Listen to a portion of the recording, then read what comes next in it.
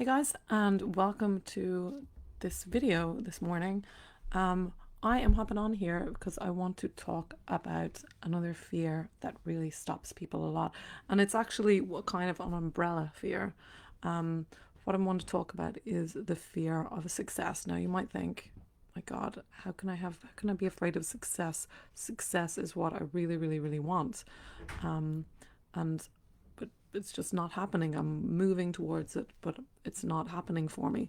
But I want you to think about it a little bit, because underneath the fear of success, there are lots of things that can be there.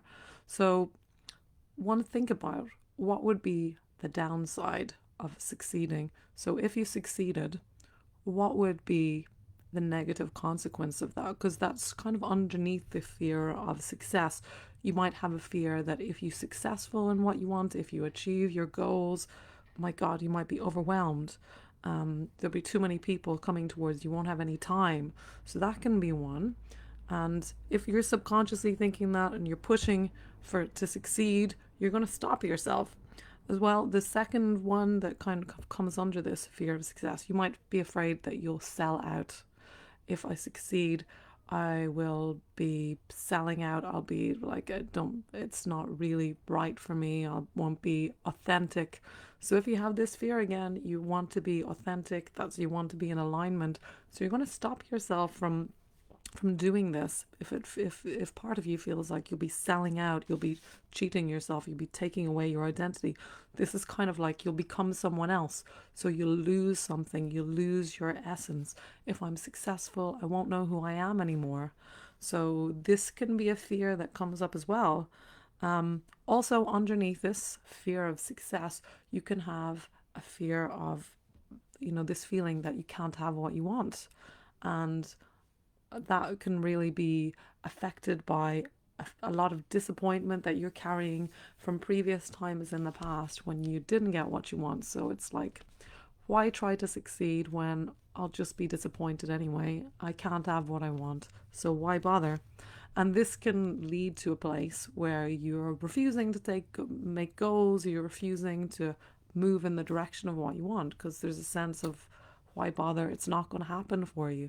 And this can be really frustrating, because you have this vision of what you want, but every time you move in that direction, you end up sabotaging it. You end up kind of getting up there, not not achieving it. Another factor that can stop people from being successful or going for the success is, you know, what if I get rich and I'll be greedy? I'll be too arrogant. It'll change who I am. So there's a real sense of insecurity. And again, as so often with all of these belief systems, it boils down to a feeling of worthiness. And it can really look like procrastination. It can look like perfectionism, but really it's a more deep-seated thing. And a feeling of, also another factor is like the tall poppy syndrome. I don't want to be shinier. I don't want to be bigger than other people. I'll stand out. I'll be above my family. There's a feeling of, if you succeed too much, people will try to pull you down. Maybe if you think of in school, if you were successful in school, other people, teased you or made fun of you. And if you're holding on to that trauma, you're going to be afraid of being successful in this life, because you'll just be slagged, you'll be teased, you won't be accepted as part of the group. And that's a priority for people: being accepted, having the connection with people. That's going to be more of a priority than being successful, making loads of money or anything like that. So you're going to hold on to that subconsciously because it's a safety issue. So so what you can do about this? Well, the first thing is to recognize it for what it is. So if you have all of this stuff going on, if you're procrastinating, recognize that there's a deeper issue there, that there's some trauma there, there's some fear. Recognize it for what it is, rather than just telling yourself that you're lazy. This is a common thing that I hear. People are like, oh, I'm so lazy. I keep not working on my goals. Well, laziness is just another word for fear. It's just another word for fear. So if you are putting things off, if you're procrastinating, you've got a fear there that's kind of calling out for attention for you to look at. So what you can do, this is how to deal with it. Recognize it for what it is, and try to break the avoidance strategies, because when you've got this fear of success, what you do is try to avoid it. So when you notice yourself these things coming up, try to train your brain. So kind of like CBT, try to start taking little actions in the direction of what you want. This is something that you can do yourself. Notice the anxiety levels when they come up, and you can start taking little actions to move you forward. Action is so important, because when you stagnate, when you avoid, you're just feeding the fear. You're feeding that fear of success, and what you feed, as we know, grows, obviously. So the main thing that you want to do with this fear of success, though, is to really look at what the beliefs are there, because you can't have a feeling about something without having a belief about it first. So you want to go and take a look, have a little dig, ask yourself, so what would be the worst thing that would happen if I succeed, and what would be the worst thing about that? So have a little dig. This is what I do when I'm working with my clients. Help them to dig to find out what the underlying belief is, and then we release that energy there.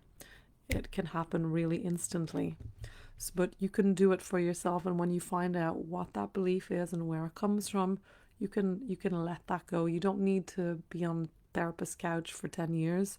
It can happen instantly. So healing, it happens in a moment. It can take 10 years for you to get to the point where you're ready to heal, and that's fine, but the healing happens in one moment.